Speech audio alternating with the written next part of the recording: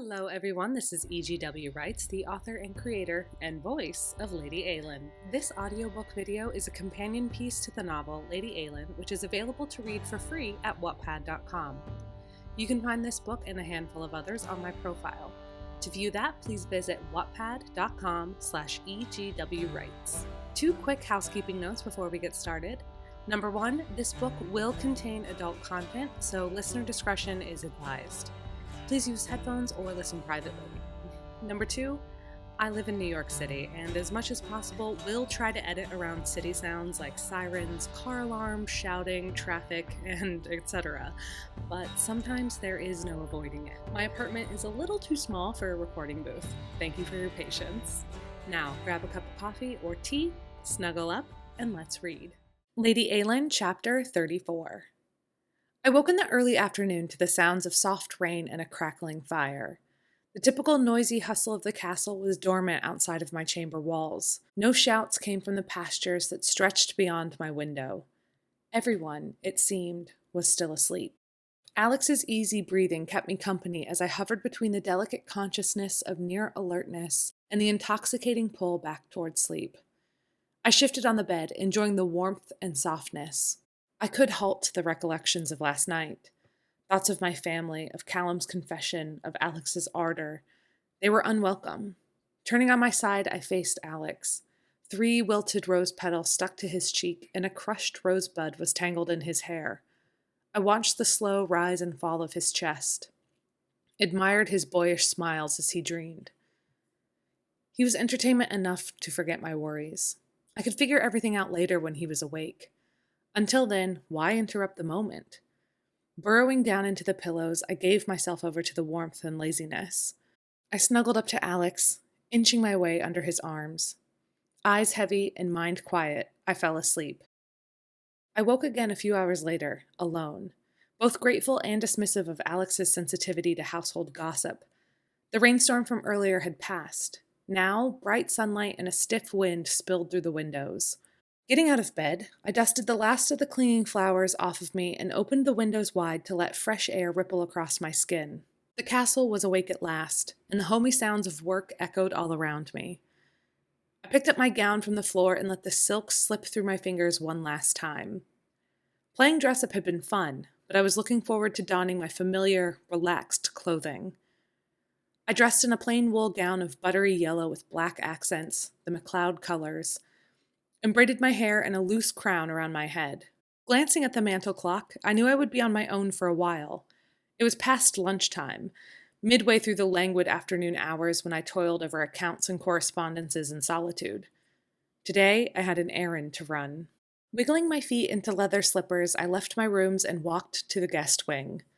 Callum shouted at me to enter after I rapped on his bedroom door.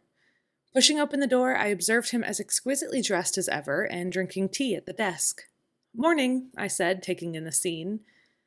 I had not been in these rooms since the first day Callum moved in, months ago. The room was meticulously clean, papers and books stacked in neat piles. Sparkling crystal vases held bouquets of fresh flowers and were placed artistically around the room. On top of the trunk at the foot of the bed was a traveling case. Tied up with twine, it was a sure sign Callum would soon be departing. "It's 4 in the afternoon, my lady," Callum smirked, dabbing at his mouth with a napkin and adopting a serene smile. "Good afternoon is the correct greeting." "Right," I grinned, jerking my chin to the trunk and asked, "Going somewhere?" I thought I should prepare myself for a dismissal after last night's failed confession of love and devotion. I replayed Callum's proposal over in my mind, revisiting the moment. It had not been one of romantic effusions. It had been honest and blunt. His suggestion of marriage was purely a practical next step. Even after a good night's sleep, my thoughts were a mix of vague numbness, but I could easily attribute that to my hangover and not emotional upheaval. If I thought about it, the only thing that had ever cleared my thoughts was physical exertion, either working or writing or the writhing of bodies over a bed. I needed Callum to kiss me only because it was a shortcut, the quickest way to an answer.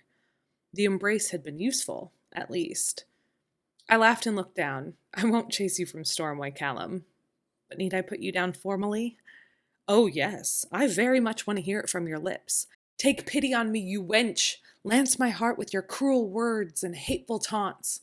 Callum laughed, but he slapped his hand against the desk in a playfully demanding way. I can't marry you, Callum. He nodded and took a sip of his tea. Thank you, my lady, for your answer, though it wounds me. Snorting, I thumbed through one of his books, a rather dull-looking tome on a master painter of landscapes. Are congratulations in order? Jilted though I was, I think I did my job perfectly, sending Lord Leslie to you in your time of suffering. He waggled his eyebrows. Were the gates of dignity and honor breached at long last? I bit my lip, wondering why in the world I felt compelled to admit this. But it seemed important, some rite of passage. I never was. That is to say, the claim on my honor was, well, claimed long ago. Callum had the good nature to color slightly. Your honor is best left to your own keeping. It belongs to you alone. Surprised by his nonchalance, I smiled. You asked. I shot at him with my own blithe swagger. My mother always made it into such a big fuss. I think it was the only thing of value she ever saw in me. I discarded it at the first opportunity. He smiled and poured himself another cup of tea. I joined him at the desk. As you are looking radiant, he shot me a playful smirk. Will wedding bells soon echo across Elmsmere? I sighed and stole a biscuit from Callum's plate and leveled a stare at him. I think you know more than anyone that I cannot marry. He answered by reaching for my hand and holding it, nodding. Well, far be it from me to be an expert on the subject, but I hear husbands are such a bore anyway. Laughing, I relaxed. Where are you going? I gestured around the room with my half-cookie. To the mainland, he said with a heavy sigh. To help. They say the war is over. Apparently. I promised you a better world when I knelt before you and gave you my life. Now it's time to build it. The peace of a post-war age cannot be wasted. He squeezed my hand. Eilean, I will not abandon you. I will be a champion for your legitimacy. Don't overpromise anything. It might force me to kill you if I'm disappointed.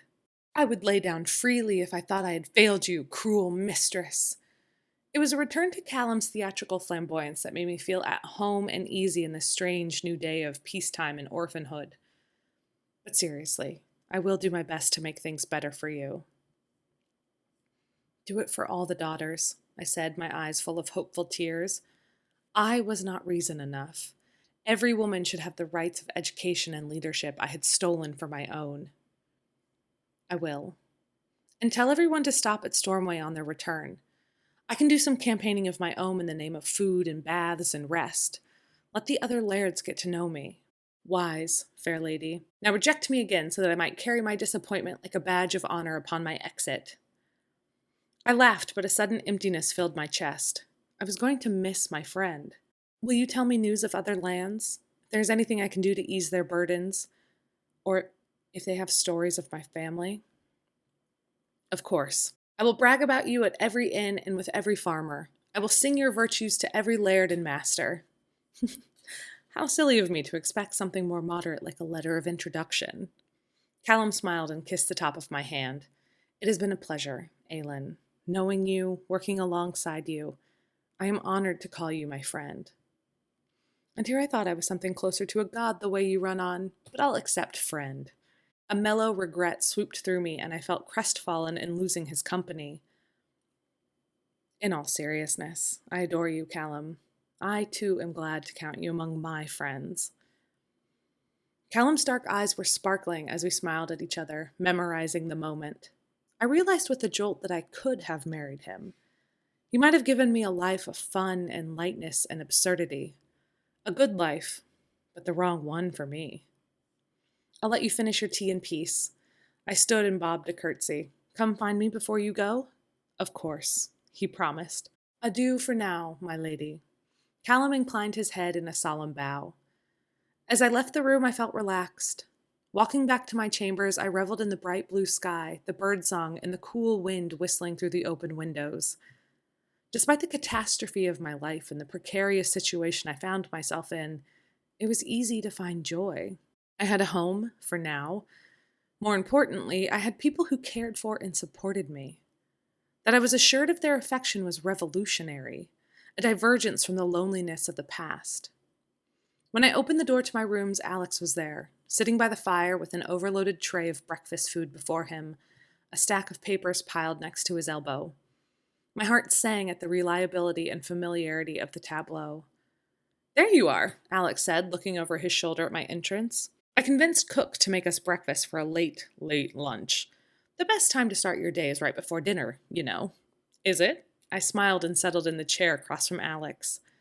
Perhaps I'm not quoting the most up-to-date scientific texts, but I won't argue when the ham smells this good. Nor I. Alex fixed me a plate and poured me a cup of coffee. "Callum is leaving," I said. "I see." Alex kept his face neutral. "He intends to go back to the mainland and help organize the post-war effort," which made me think. If you intend to go back to the Fist, I wouldn't... Alex's head shot up and he fixed me with a fierce stare. It was impossible to ignore the flicker of heat I felt low in my belly at his gaze. "I'm not going back," he announced resolutely. "At all?" He shrugged and took a bite of an egg and ham sandwich he had constructed. "My life is here, at Stormway." Looking down, I smiled, buoyed by his devotion. "Well then, what's on for today?" I forced myself to talk through the thickness in my throat. Focusing on the work would stop me from barring the door and dedicating the day to learning the contours and intricacies of Alex's body. He cleared his throat, his cheeks red as if he could read my thoughts. What isn't on for today? Gesturing to the stack of papers with his elbow, he said, "Where to start? Where to start is the question." Settling into our familiar routine, we ate and got to work. Thank you so much for listening today. I hope you enjoyed the story. Subscribe to this channel and click the notification bell to be alerted when new chapters are updated. You can also follow me on Wattpad or Twitter at EGWwrites, where I will also share updates. As always, thank you for being a part of Eilean's journey. We are very glad that you're here. Until next time.